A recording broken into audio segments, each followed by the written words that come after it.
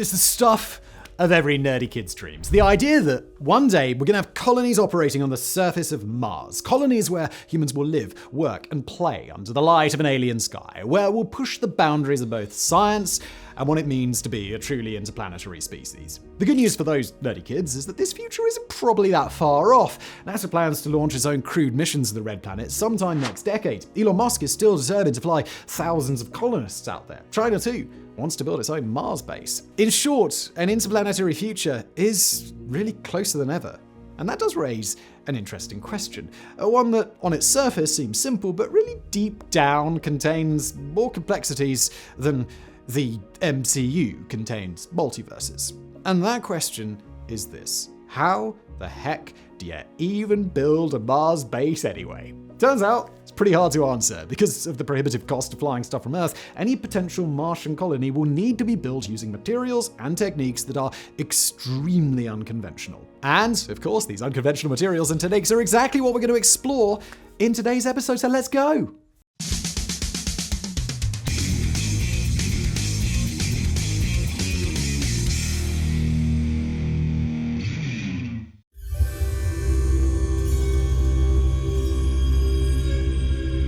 If all goes well, by which we mean if the Earth doesn't first vanish in a sea of nuclear fire, the 2030s should witness an extremely exciting milestone. For the first time ever, a crewed mission should blast off, heading not for the ISS or even the moon, but for a whole other planet. And make no mistake, the arrival of the first humans on Mars will be a technical achievement so vast it'll eclipse everything NASA has done since 1969. The name of whoever first steps out of that capsule will be immortalized alongside the names like Yuri Gagarin and Neil Armstrong. Hello everybody, let me interrupt today's video to tell you about our fantastic sponsor, and that would be Sheath Underwear. Look, if you're tired of boxers that are too loose or briefs that are too tight, yes I am, then Sheath is the answer you've been waiting for. I'm wearing a pair of Sheath right now. I have a clean, unworn pair of Sheath underwear in my hands because you probably prefer that. Look, seriously guys, Sheath underwear is a game changer. Your prized possessions, if you know what I mean, stay nice and comfy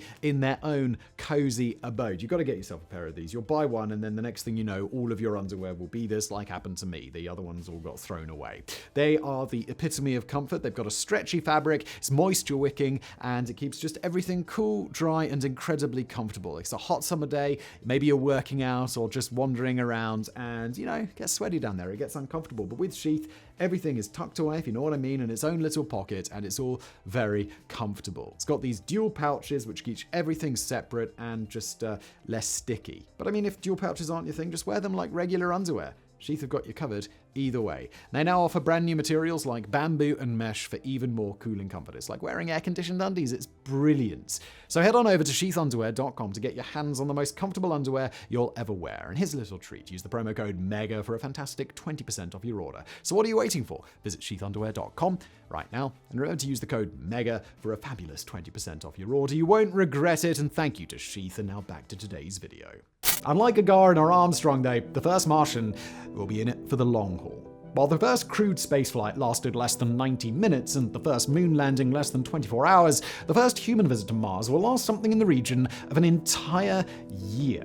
This is because Mars and Earth don't have fixed orbits in regard to one another. Instead, the siblings each spin through space on their solo journeys, sometimes close to one another, sometimes right on the other side of the sun. This means the bare minimum amount that you could spend on Mars is about a year. The rest of the time, the two planets are just too out of step for an easy return journey. All of which means the first Martians are going to need more than just their lander to live and work in. They're going to need habitats, structures that will give them space to not just do cool science, but also sleep, eat, exercise, unwind, grow food, get some quality time alone, and store all of the equipment that they're going to need to keep themselves alive in this frozen and hostile desert. And it's a problem that only multiplies when you start planning for a permanent outpost. Officially, both the US and China want to build research stations on the Red Planet that can function for decades. Several hundred levels of ambition higher, SpaceX is hoping for a self-sustaining human colony, one that'll need to be home to tens of thousands of people. Now, such a plan isn't necessarily quite as loco as it sounds. We already build research stations in brutally inhospitable environments like Antarctica, and plans are well underway for NASA to establish a permanent moon base in the near future. Mars, though, is just a whole different ballgame. Like, if building stations in Antarctica is baseball, then building them on Mars is like some sort of dystopian version of baseball played with live hand grenades on a pitch made out of acid. The major problem is the sheer dizzying expense of getting stuff off of Earth. Putting a single kilogram into orbit can cost thousands of dollars. Start adding up everything the permanent inhabitants of a Mars base will need, and it soon becomes clear that the costs of sending it all from Earth would be, well, literally astronomical.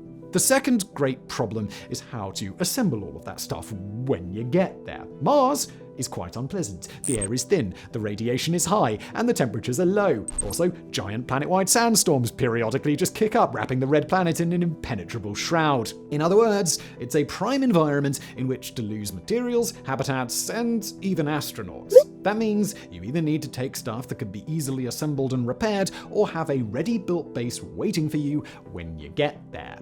Exactly how these things can be achieved are something we're going to spend the back half of this video exploring, but first, we need to try and get ourselves in the mind frame of what exactly a Mars base should look like. Because if we get this step wrong, it could mess up our Mars plans for decades to come.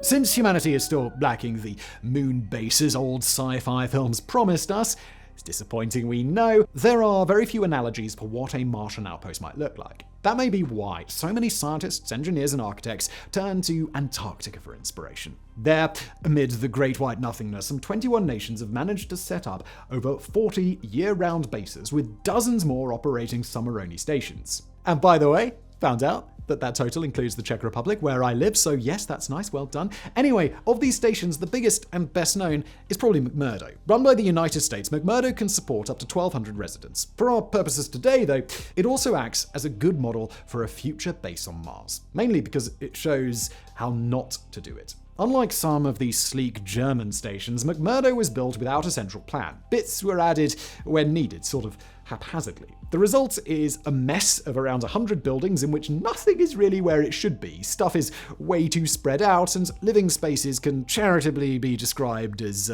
cramped and really gloomy. But what sucks for Antarctic researchers is a potential boon for future Martians. By studying what doesn't work in one extreme environment, NASA can plan for a better living experience in another.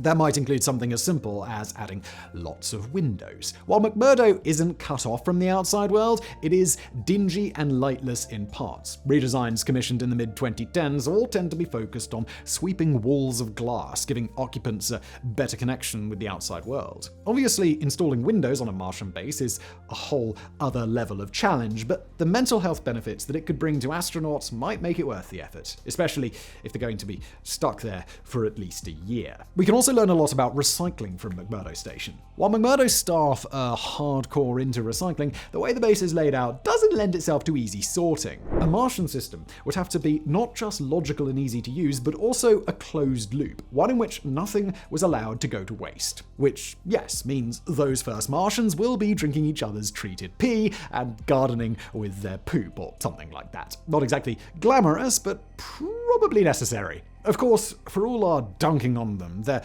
are some things America's Antarctic bases have got right. Stuff that would be worth replicating off-world. Perhaps the number one thing is the allocation of space. A full 3/4 of McMurdo is set aside not for science or living quarters, but for storage. Fuel, equipment, replacement parts, trash, all of it needs to go somewhere. In this, the station performs much better than the ISS. Designed with less than 15% of its volume put aside for storage, the International Space Station has been a nightmare since completion. As former astronaut Stan Love explained in a 2020 meeting at the Committee on Space Research, quote, "If you're ever designing a space habitat, make sure you allocate half to 3/4 of the total area to storing stuff."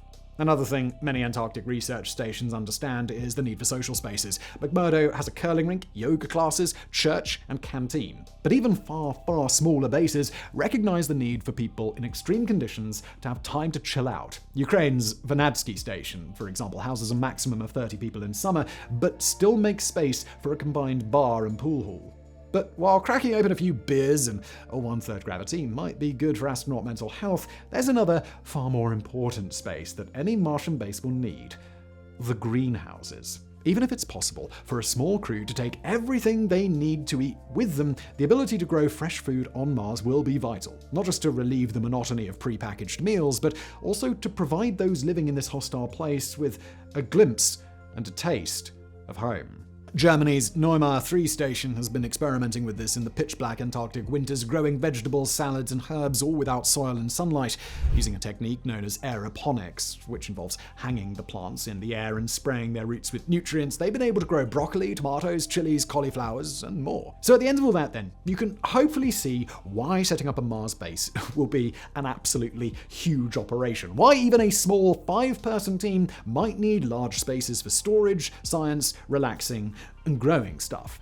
And that means that we can now move on to the highly speculative part of today's video, the part where we try to figure out just how to make this space base happen.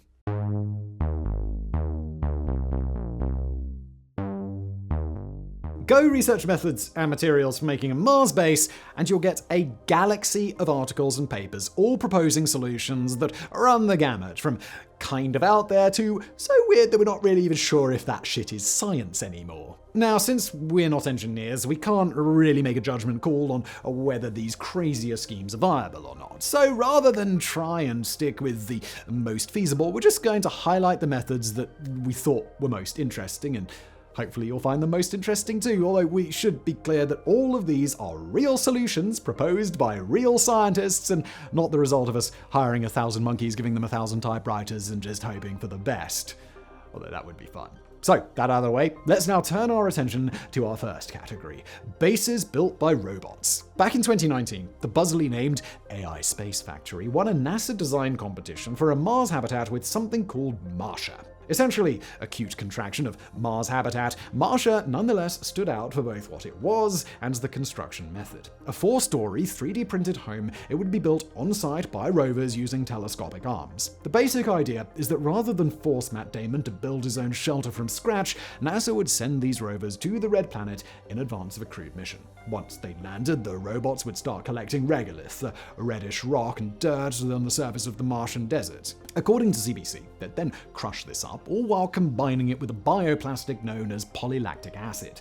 That done, the building would then begin. Using 3D printing, the rovers would turn the regolith and plastic polymer into durable materials designed to withstand the Martian environment for 2 years. Each building would be created essentially as one piece, a 4-story egg-shaped structure rising from the ground. According to the team behind the design, the base would function like an old-fashioned home, with space for leisure at the top and space for business at the very bottom.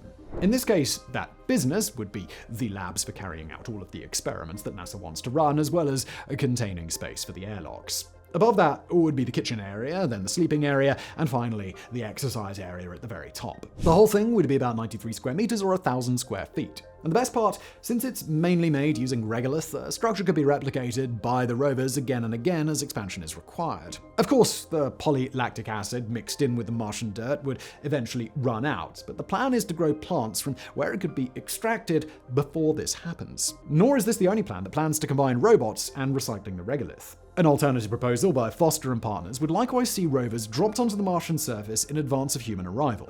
Unlike the 3D printers from AI Space Factory, though, they'd instead start digging, creating holes 1.5 meters deep with areas of 93 square meters. That done, self-inflating habitat pods would drop down, be fixed into holes by the robots, and then puff up to human scale. Finally, whole new robots would use the leftover regolith from the excavations to cover the new pods in dirt, heating it with microwaves so it fuses into a firm shell around the base. To be fair, the second proposal has more than a few points where the phrase, "and then the robots do whatever," where it seems to function almost like, "and then we get the wizards to do all of the hard bits." Still, this concept of regolith recycling crops up time and again in these proposals. In some cases, creating structures that could last for centuries.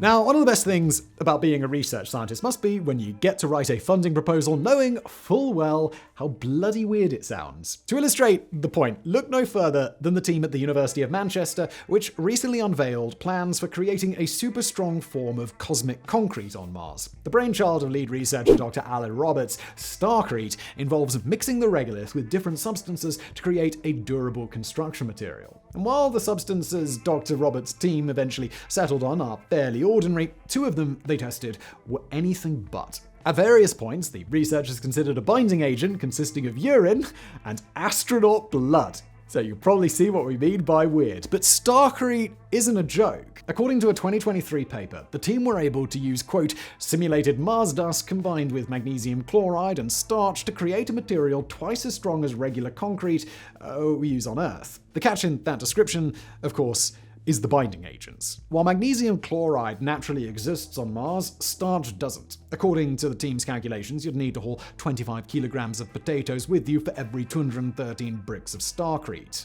After all, it's not like anyone is growing potatoes on Mars. Well, not yet. You see, the team doesn't envision great ships blasting off filled with spuds, though they envisage the first astronauts arriving with potato seeds that they grow in their labs, perhaps using aeroponics, and eat for food, simply saving the leftover starch at the end. Matt Damon? In this way, Starcrete is intended more for the second phase of construction in any base, the part where the initial bit of the station is up and running and NASA now deems it time to expand. It's a similar outlook to that animating a separate Australian proposal from Swinburne University of Technology professor M. Akbar Ramadani. Likewise focused on recycling regolith, Ramadani and his team aren't interested in concrete or other base-building materials. Oh, no. They're looking at metal, specifically ways to create metallic compounds on the Martian surface without having to mine for it. Their solution? To combine the regolith with cooled carbon monoxide gas and smelt it using solar power. One of the fascinating, lesser-known experiments that the Perseverance rover ran was something called MOXIE, or Mars Oxygen In Situ Resource Utilization Experiment. In essence, MOXIE was a way of processing the Martian atmosphere to create oxygen, an obvious necessity for any future base. The process, though, also resulted in the creation of carbon monoxide. By cooling that to extract carbon, Professor Ramadani's team showed that it could be combined with regolith to create an iron alloy, an alloy that could then be melted down into new shapes as required by future Martians. This will be vital not just for construction, but for conducting repairs on machinery. And it allows future mission designers to pick a landing site without having to worry about metallic deposits, if they even exist. Yet it's not just compounds and starch that scientists are mixing with regolith to help build future Martian bases. Just this year, NASA selected for Phase 1 development an audacious plan to use living creatures.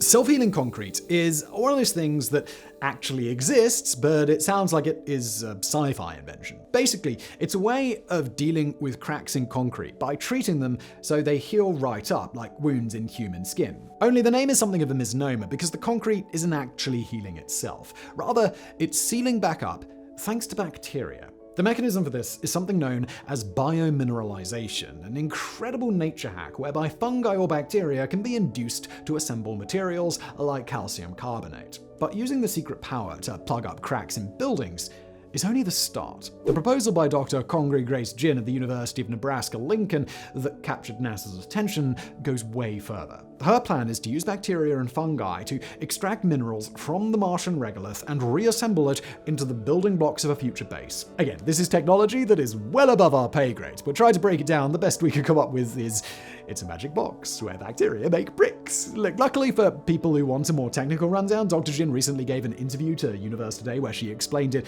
in a more intelligent way, so we'll just quote her, okay? The bacteria and fungi will work as a catalyst to promote the calcium carbonate formation, and those calcium carbonate crystals will work as a glue to bind those soil particles together.